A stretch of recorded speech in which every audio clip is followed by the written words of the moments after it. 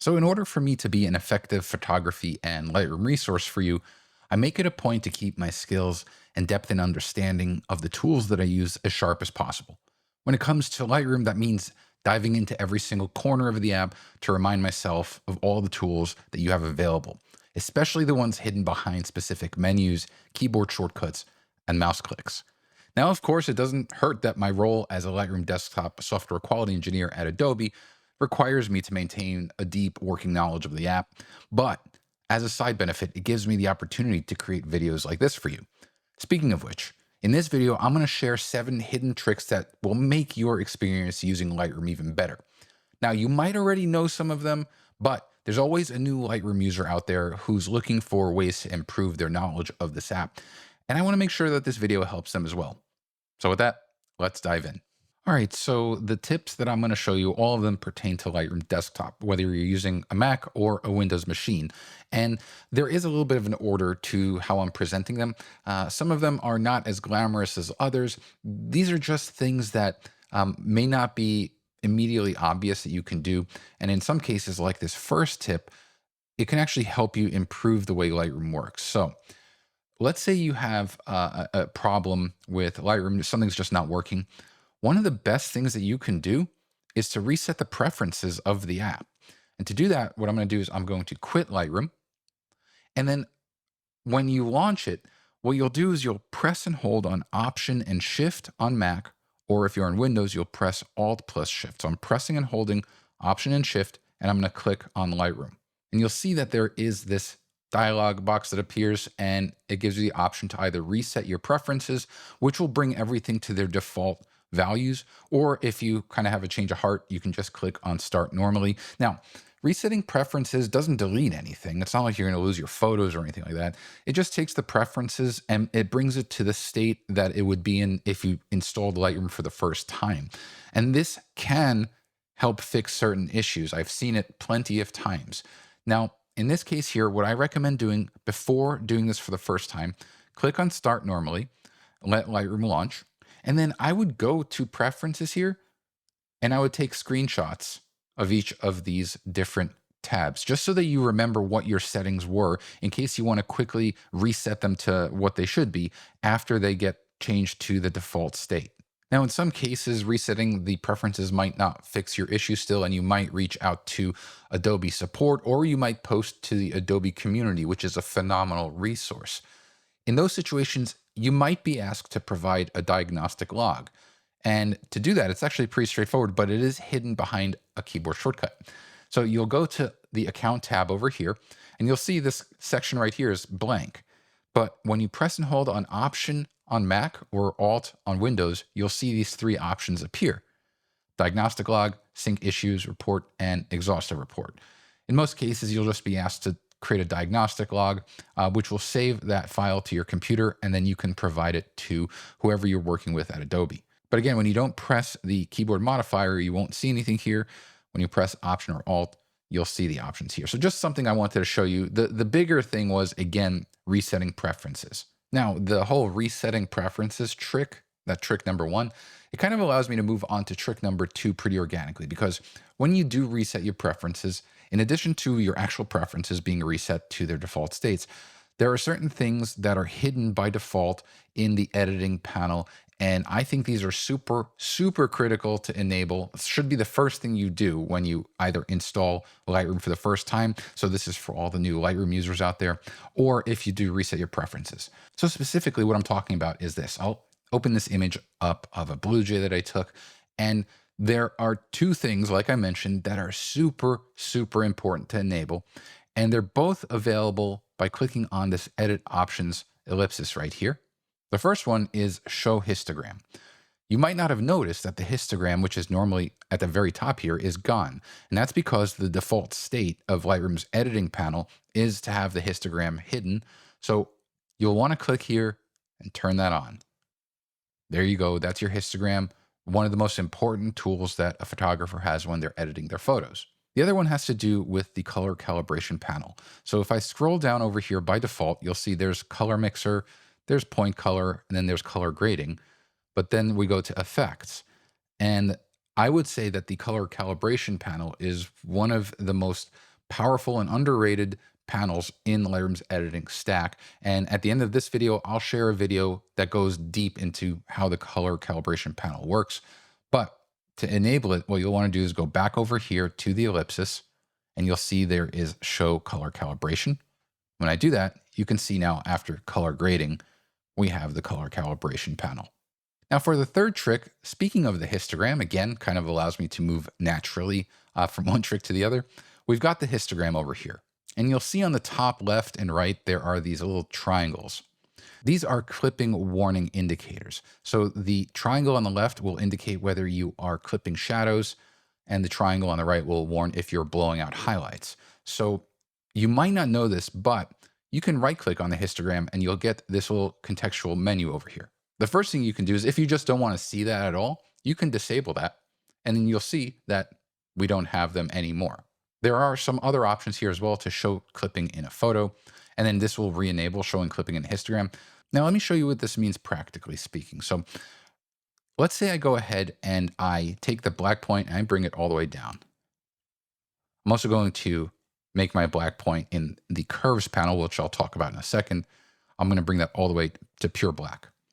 So here you can see that pretty much these tones are bulking up to the left, but we're not seeing anything here in the image to represent where that's occurring. So if I right click here, you have this option called show clipping in photo. It also has a keyboard shortcut of J. So I'm going to click this, and now you can see where we have clipping shadows, and basically all these areas that are in blue. Same thing goes, let me undo this. If I bring the exposure way up, you see here, when I start to blow out the highlights, we're getting the highlight clipping color overlay, which is in red. Now, if I press J, that turns it off. So if you don't want to see that, you can toggle that. But what I think is even more important is by right-clicking back on histogram and showing the clipping in histogram. Now you can have, again, those triangles. Remember, you might have forgotten about them, but they're back here. And what it's showing you when it's illuminated is that in this case here, we have blown out highlights. Now there is one other option here where if I right-click, it says show clipping in photo on hover. In case you don't know what that means, it's basically this. You might think that if I enable this, when I hover over the image, I'll see the areas where we are clipping, but that's not the case. What it means is when you hover over the triangle here, the warning indicator, it'll show you the areas that are clipping.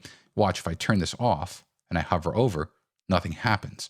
And so if you want to see that though, you can click on the image here and you'll get the areas, and then you can click again to turn it off.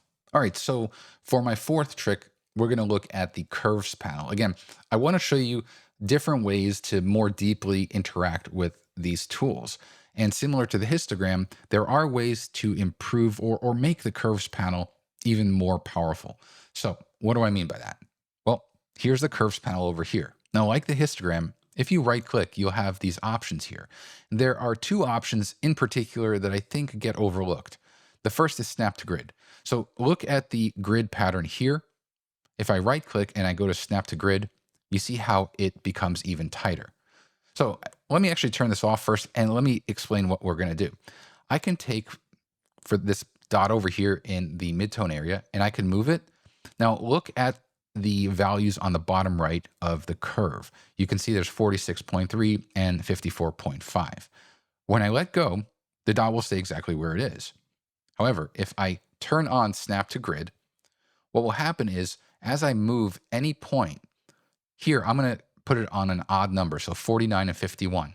Watch what happens when I let go. You see how it snaps to the nearest fifth. So 50-50.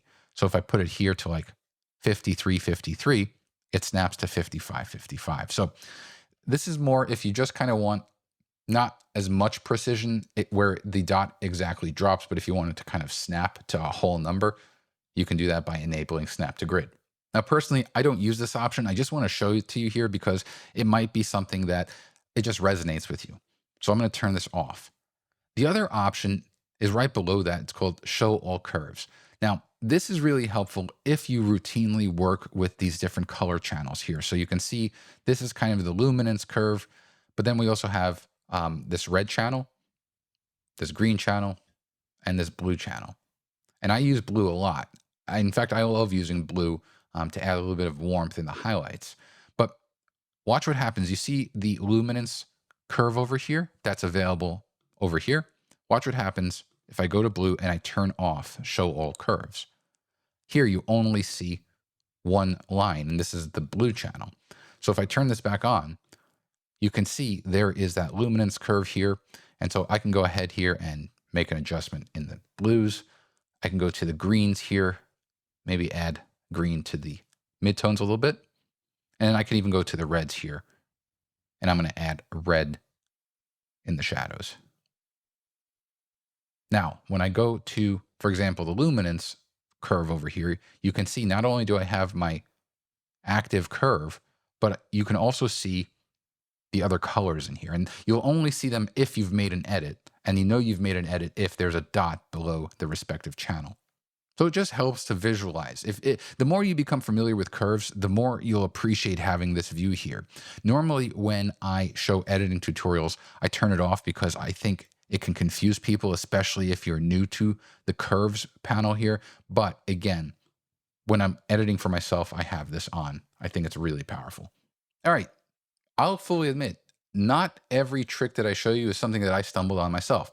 In some cases, it's something that one of my customers or users emails me about that I didn't even realize, or I learned something from another Lightroom educator. And that's what tips 5 and 6 are all about. So tip 5 came to me from someone who's a customer of one of my courses, and they emailed me asking about whether there's a way to see images that are not in an album. So this is specifically with the cloud library, if you're syncing photos to the cloud. If you are, then you are kind of used to using albums to keep the photos organized. If you are, you don't have to, but I recommend that you do. Now, I didn't ever think about this, but is there a way to find photos that just are not classified in an album? So let me show you what I mean here. If I go to my photo library, you can see all of my photos that are synced to the cloud. And for example, I can go to 2025, and even just yesterday, I went taking more bird photos. But are there images in my entire library that are not added to an album? And that's something that I do religiously. Like when I add photos to the cloud, they go into an album. But I guess not all the time. So let's go here to all photos. And also, let me go to the info view just to show you what I mean. You can see here for this Blue Jay photo, at the bottom there is a section called albums. And it's currently in 2 different albums. It's in the to share album that I created to add all of my, fully edited photos. And then also it's in the actual shoot album. So this is 2025, February 1st, Green Cay Wetlands. And so every time, like I said, I import photos, they get put into an album, or more specifically, a shoot album. Now, if an image was not in any album, this section would not be displayed. So again, I'm in all photos. Let me drop to grid, and I'm going to go to the search bar on the top here, and I'm going to start typing not, and then you'll see there is this option here called not in any album. So why would you even care? Well, if you're like me and you prefer having your photos organized into albums, then this is helpful because you'll be able to look for photos that are not currently organized. And you can see, oh, okay, well, these photos are not in any albums. And so again, let's say I go to this image here and I go to the bottom, you'll see that there is no album section. And so I can go through here and I can add this to an album, or in some cases like here, this is actually really helpful because these photos were rejected.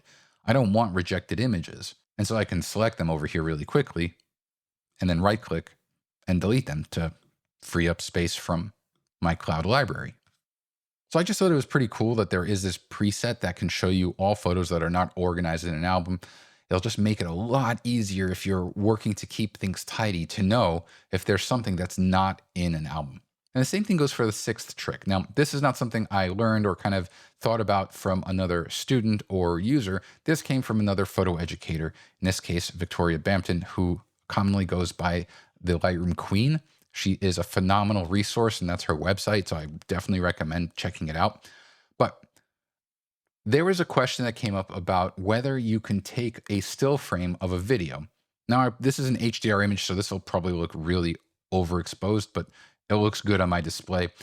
The point is that let's say I have a video here this case here of this spoonbill, and I find a frame that, like, okay, maybe something like right there. I want to create a still image of this, and then I want to edit it. Now, when working with video in Lightroom, you do have this option here when you go to export the current frame. But the problem is that now that image is on my desktop and it's not in the cloud where this video is, so then I have to sync it. Well, here's something I never really thought about because, to be honest, I don't sync any videos to Lightroom. I don't edit videos in Lightroom, but I uploaded this one to show it to you in case you do use Lightroom to manage and edit video. If you right click, you'll see there's this option here called Save Video Frame. Now, really quickly, let me show you. This image is 4K. I took it with my iPhone 16 Pro Max yesterday. And so I'm going to right click and I'm going to select Save Video Frame and I'm going to drop to grid. And there you can see is this JPEG that's already syncing to the cloud. And so it just saves me one step. And when I go into this image, first thing I want to show you is that this JPEG is the same resolution. So it's not smaller or anything. It's the same 4K resolution. Now, this is not an HDR image, so it should look a little bit better compared to the video. But the point is I can go ahead now and edit this however I want. Now, for my seventh and final trick for this video, we're going to look at cropping, because cropping is, I would say, one of the most important things that you can do to a photo to really refine your composition. And there are some really nice tricks to make cropping work a little bit more effectively for you. All right, so here I have another photo of a blue jay, and the first thing I want to do is crop it. And so to crop, I can either click over here from the toolbar and go to crop, or I can just press C. Now you could go ahead and just drag from the corner bumpers, for example, or from one of the side bumpers and crop. But one of the things that I like to do is, if I really want to tighten things up, if I press and hold on the Option key on Mac or the Alt key on Windows while dragging from one of these bumpers, you see how it constricts evenly and proportionally, which is really nice. So I can go ahead here and just position the crop box and boom, we're good to go. But it doesn't look like the blue jay is still really impressed based on the way it's looking at us. Let's go back to crop. And this is something that I covered in a different video, but I also think it's important to bring it up here because there are different overlays that you can apply to your crop box.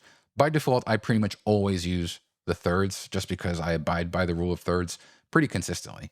However, you can also click on this drop down over here, which gets overlooked, but there's grid, there's fifths, and I can hover over these to see a preview. But if you right click over here at the bottom of this contextual menu, you'll see that there is an option for cycle overlay. And so what that means is if you just press O, and just in case you didn't catch that, that is the keyboard shortcut right there, O, it'll cycle through all of them. So again, I like using thirds, which is, I think, the default overlay. And there is another important option here in the contextual menu. So when you right click, you'll see this crop mask. Now, by default, I think the mask might be 50%. And so you can see how the area outside of the active crop box is about half dark. But for me, I prefer having 80% here because it really lets me focus on the active area. Of course, you can go to 100% if you just want to see that and nothing else, or you can go the complete opposite route and turn it off and just have the crop box here. But for me, again, I prefer an 80% opacity. And so again, I think it does a really nice job of making these tools like the crop tool and the curves tool feel more personalized based on how you want to use them. And so there you go. Those are 7 hidden tricks in Lightroom that I hope will make your experience using it even more enjoyable. And again, most of these I just found stumbling through Lightroom over the years, but others, I found interacting with other people, which I think is such a great joy. And again, it's why I create these videos so I can kind of pay it forward. Now, these little tricks, just a tiny little drop in the bucket in terms of what you can do with Lightroom on the desktop, on mobile, and on web. And so if you want to learn more, if you really want to master the entire ecosystem of Lightroom, then please do check out my course called Lightroom Everywhere. It's got over, at this point, I think 11 hours of easy paced lessons. It'll teach you everything you need to know about Lightroom. And I'll leave a link to that in the description below. Now, I mentioned in this video that I have this other video about the color calibration panel. It's something you should definitely become familiar with, so check it out. And of course, if you enjoyed this video, a thumbs up really does help the channel, as does clicking on subscribe and the bell icon to get notified of all future videos. Thanks a lot, everyone.